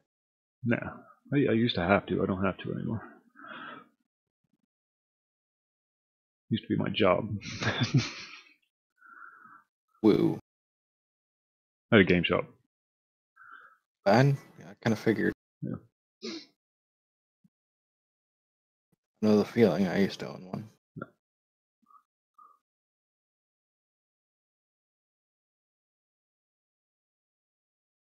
There's not as many books about Kelvin and whatnot. Kelvin, Kelbin.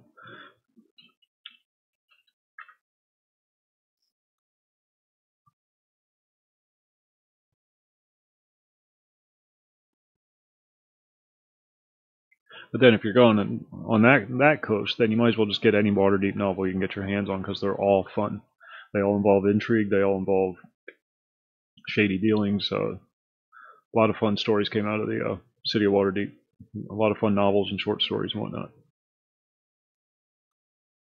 Great city. It's my favorite gaming city of all cities, because there's so much potential there. It's such a big city and so many layers. You know, you got the city itself, and then you got Undermountain, and then which is what the hell was this made?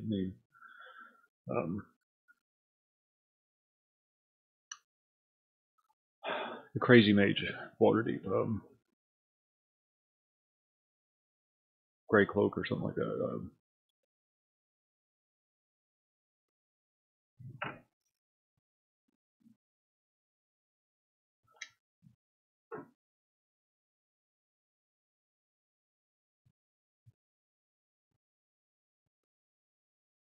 Give me a second, I'll find it.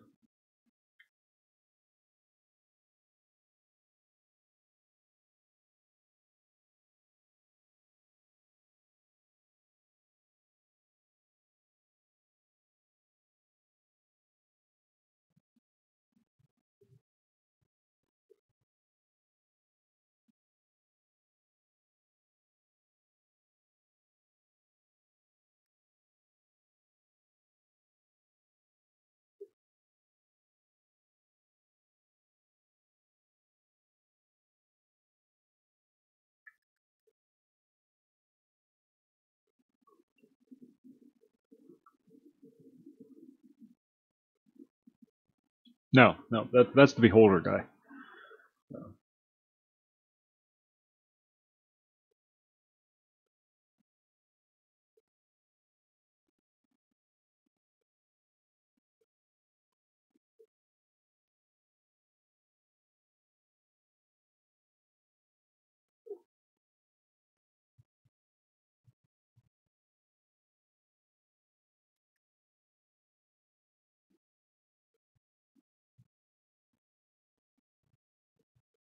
Yeah, no, this is a human mage. I can't remember his freaking name. Ulgrim. Was it Ulgrim? Ulgrim Greycloak?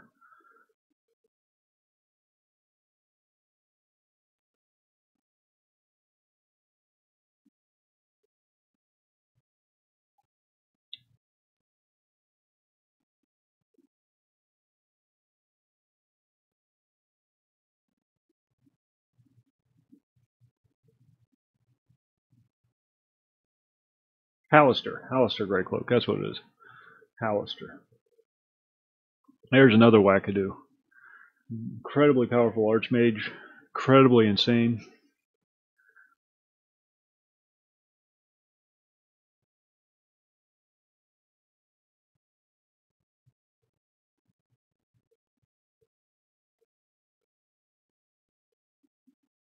It's not listed. It's not listed as a Hallister Blackcloak, that's his name.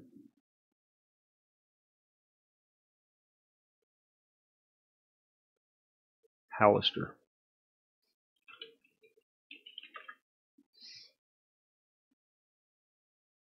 For some reason the wiki is being retarded.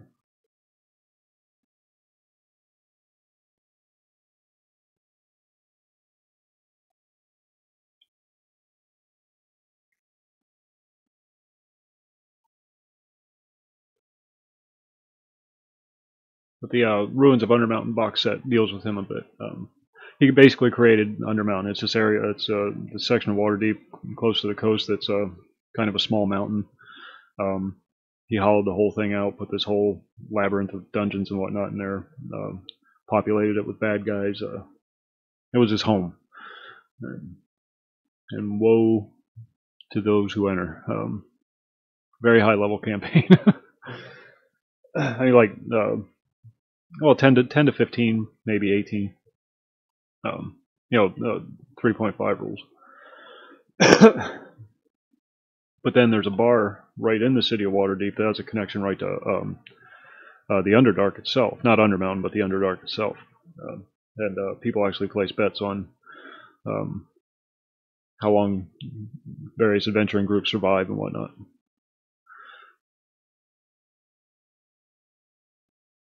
Maybe that is the Undermountain. I don't remember, but whatever.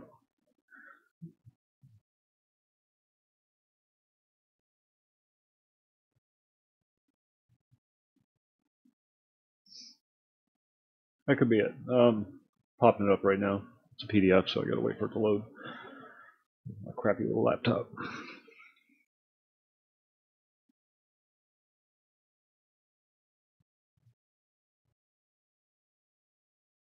Did you ever hear the world's largest dungeon? Yep. It is literally the world's largest dungeon. The book for it is like 3 inches thick.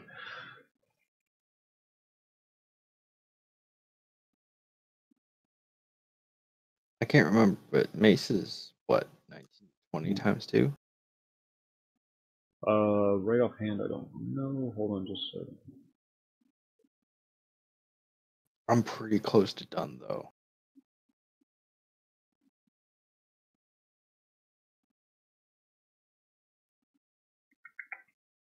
Mace, 1d6 bludgeoning, no special properties.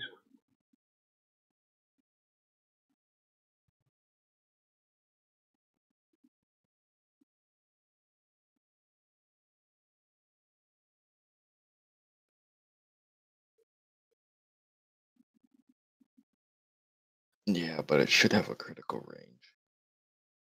I don't know if they did that in 5.0. Did they? Crit range? I don't know. We did it. I don't plan on it, Fox. Plan on doing this until I'm old and gray. Well, grayer. We ran it for like 6 months. Never made it off the first map.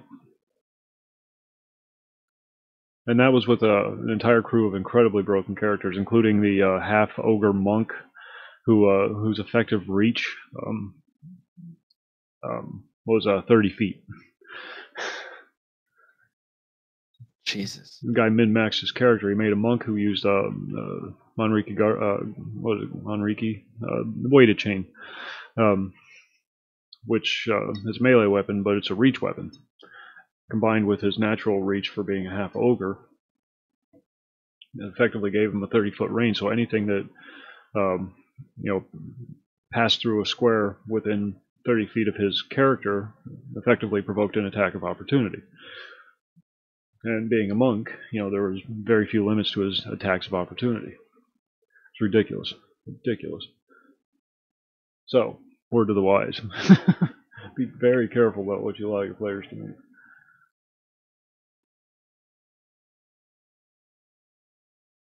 That's the game where nobody had any magic gear yet. And one of the guys in the group desperately wanted a magical longsword. It didn't have to be anything special. He would have been perfectly content with a +1 longsword. So he offered me a copy of an unrestricted copy of Windows XP. This is back when everybody was using Windows XP. An unrestricted copy of Windows XP in exchange for a +1 longsword because he owned a computer shop. So he had one with an unlimited license on it that could be put on as many computers. I put that thing on over 200 computers, I think.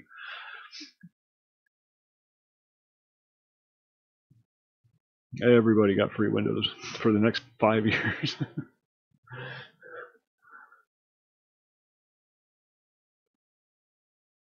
In fact, he was in the game. The last time I ran a Roll20 campaign, he was in that game, that guy.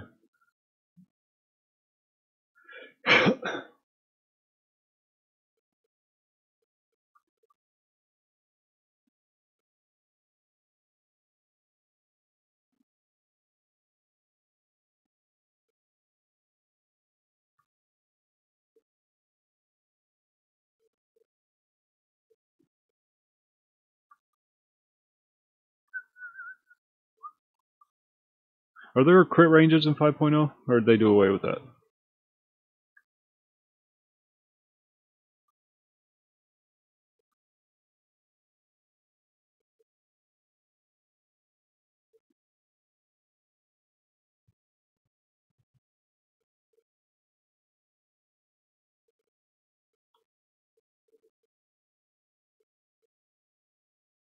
The beast is stirring.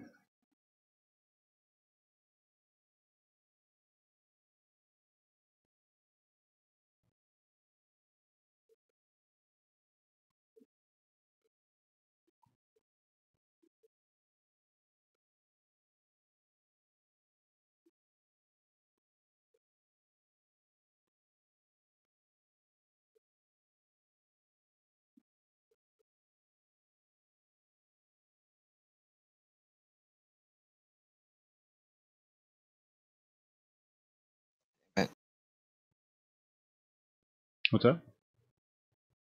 Can't remember how to roll dice. Wait, I think I found it. Yeah, I'm good. Yeah, there's under the options thing, you can turn on the 3D dice if you prefer to actually see the dice roll. It's a lot of fun. It amuses me to no end.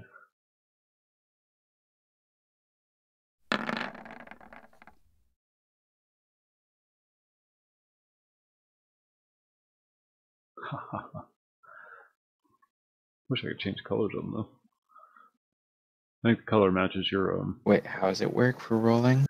you go over to the settings, the far right gear thing, and enable 3D dice,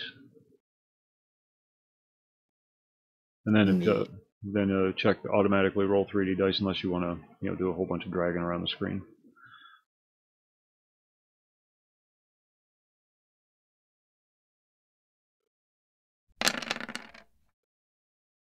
There you go. Are you able to see that? Yep, everybody can, unless it's a hidden roll, That's a lot of dice. and only the GM can make hidden rolls.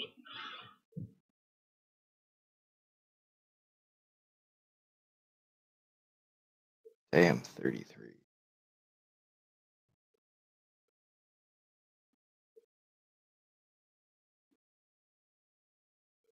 Fuck, he's old.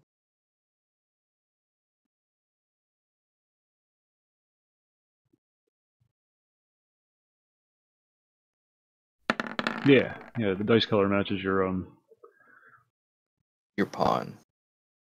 yeah.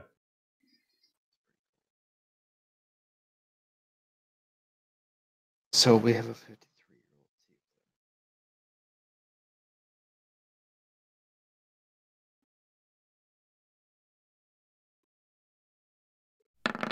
53-year-old. That's what transparent dice look like.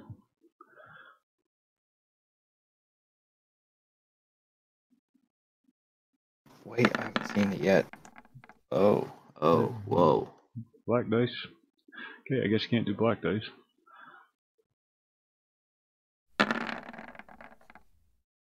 There we go.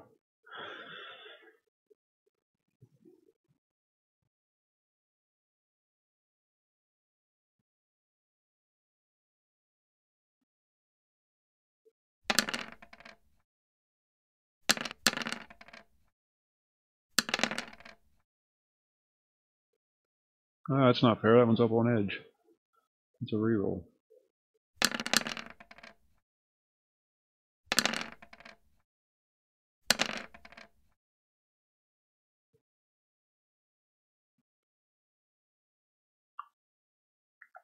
That was effectively a stat roll.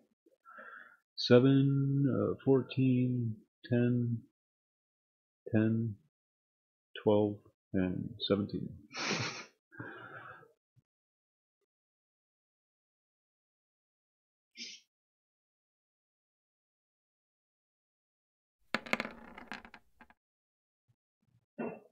I forget how to make dice rolls secret, private. Were you able to see any of my dice rolls? No? Oh, good. Then they're already private. Groovy, groovy. That means I could cheat.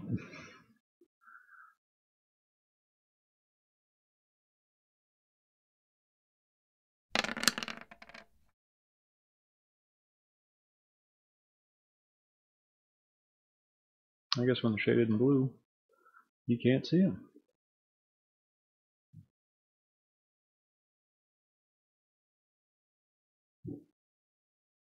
That's good, because I cheat a lot. Well, you're supposed to when I you're saw just... that one though. What's that? The 18. Oh, you saw that shit. Well, let's fix that then.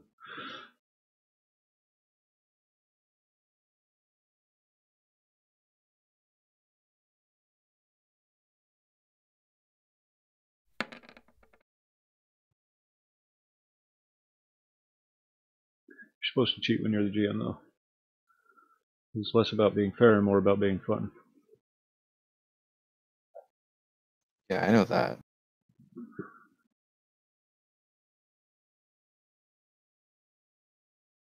But I try to make sure it's fun for everybody.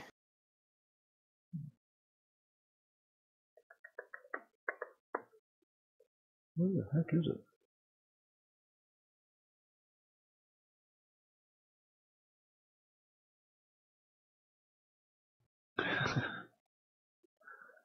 It's about what's fun.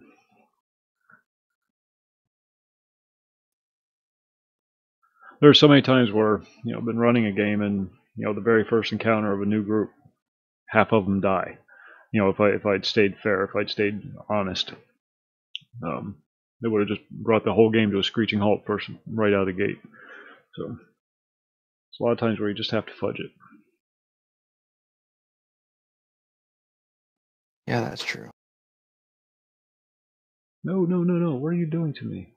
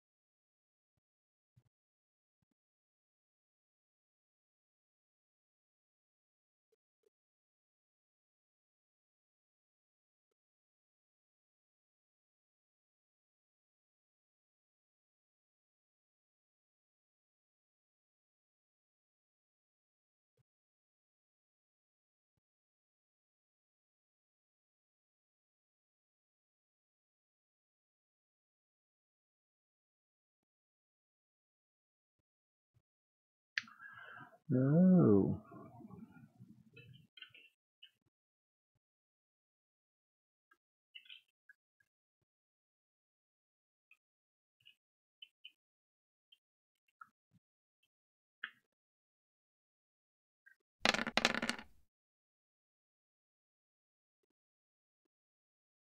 Ah. You like my picture? What picture? On Scalius. And he's done. Awesome. Groovy, groovy. Ah, look at that.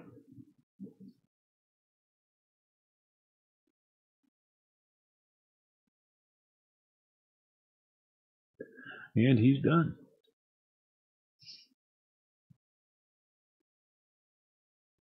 All right. He's done. I've described everything that really needs to be described. Secret die rolls have to be done with a chat command /GM roll. And then your dice formula, like 2d6 plus 3. There.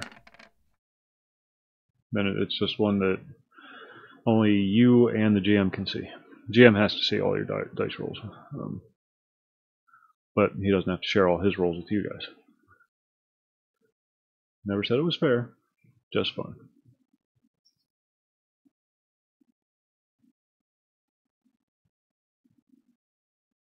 Man, I can't wait for Christmas break to be over. What's that? Christmas break? When is break over? Second, For third? me, the 8th. The 8th. And my buddy across the hall here, his ends tonight.